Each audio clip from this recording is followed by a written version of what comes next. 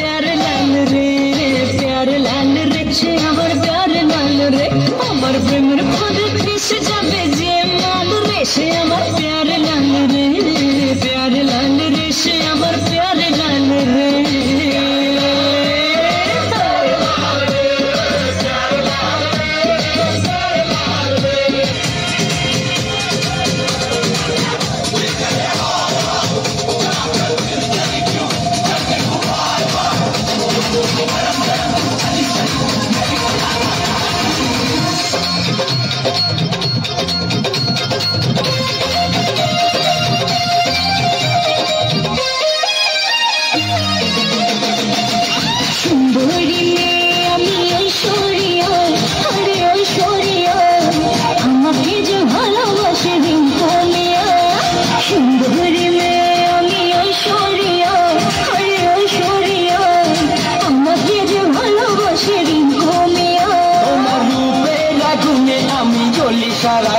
তোমার মনের গহিনে লিখে দিয়েছি এমন তুমি চোখের আড়াল হলে বাঁচে না জীবন এই দেশের সেরা আমি রিঙ্কু মিয়া রিঙ্কু মিয়া ভালোবেসে তোমায় আমি করব দিয়া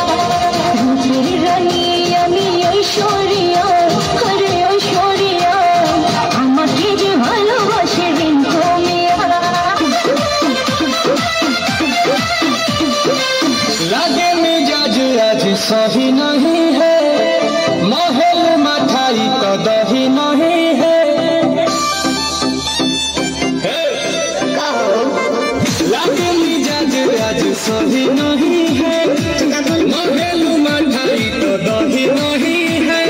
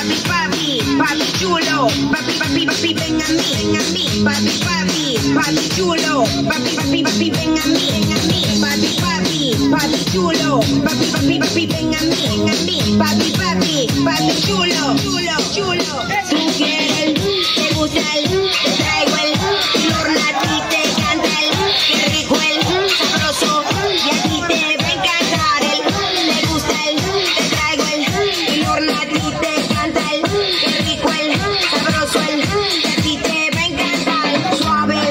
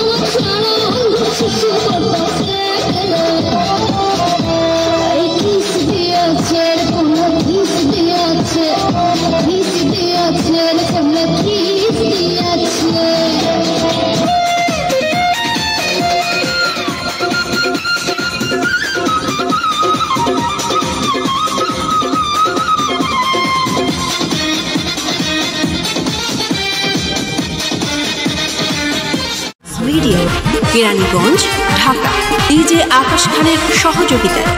মা শিল্পী ডান্স মিডিয়া, নৃত্য, কৌতুক, যাত্রাপালা, নাটক, ডিজে, সঙ্গীতানুষ্ঠান, পুজোর অনুষ্ঠান ও শিল্পী দ্বারা যে কোনো সাংস্কৃতিক অনুষ্ঠান পরিবেশন ও আয়োজন করা হয়।